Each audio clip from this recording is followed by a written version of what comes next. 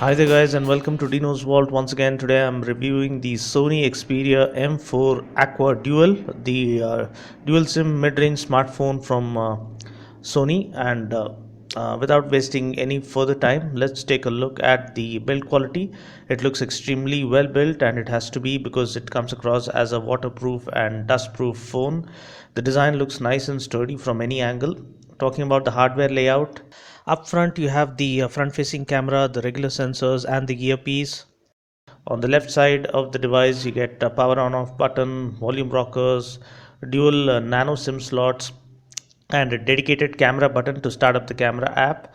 On the right hand side of the device you get a memory card slot and a micro USB charging and data syncing port. At the bottom you get a primary microphone and the speaker slot through which you get the actual sound output. On top you have the 3.5mm headphone slot and secondary microphone. At the back you get a nice glass type finish with the rear camera and LED flash. The frame is nice and curved to give you a good solid grip on the phone.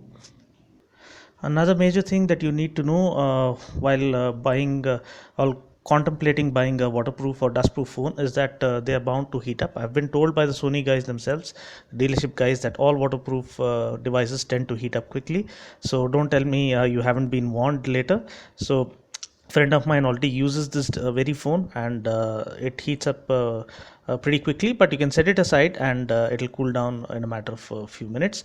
So apart from that, the app layout was pretty basic or pretty in line with what we've seen with other Xperia devices. The touch response is pretty good. It is nice and fluidic and smooth, and there's no lag whatsoever. You long press on the home screen and you have all the wallpapers that are available, and you have shortcuts to the wallpapers and the themes and the widgets, etc. So you have different themes to choose from. You can add or remove themes as per your liking, as per your usage preferences or usage style. So you have the lollipop, and now this is the Mad Max theme. So again, it all depends upon your personal taste and interest. Then you have the widgets and the apps. You can just add them to the home screen according to your liking, whichever you want them to be there, to be easily accessible.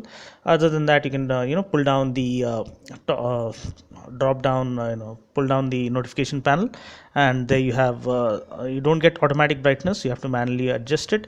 The other layout is pretty much similar to the stock lollipop version, and this shortcut toggle bar or the toggle settings menu is also customizable. You can add or remove settings options as per your liking and as per your usage style, which is pretty good.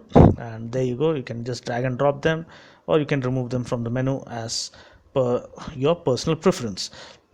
Apart from that, we'll get into the settings now and check out the other phone specifications. It's pretty much apparent by the look of it that it is running on Android Lollipop version 5.0. So as you can see, it's running Android version 5.0, and you have the Lollipop version available out of the box, which is pretty good. It's pretty up to date. And apart from that, we'll get into the storage. It comes with 16 gigs of storage. We'll see how much of it is free. As you can see, it comes with 7.11 GB that is free, but this is a demo phone, so it's pretty much loaded. I think out of the box you can expect about 9 to 10 gigs of internal storage being freely available. Then you have the RAM. It comes with 2 gigs of RAM, and we'll see how much of it is free. As you can see, it has nearly 1.1 gigs of free RAM available, which is more than sufficient for multitasking and for graphic intensive games. So again, it tends to heat up pretty much near the camera part after you've been using the phone for quite some time. So that is the only issue I can find out. Apart from that, everything else is pretty good. As you can see, the multitasking button opens up another menu where you can open up these multi-window apps. These apps can be run on the home screen, and the window can be resized, and it pretty much helps you to multitask with ease, consummate ease. So you can run these apps and you can add and remove options or the apps as per your liking in this menu as well.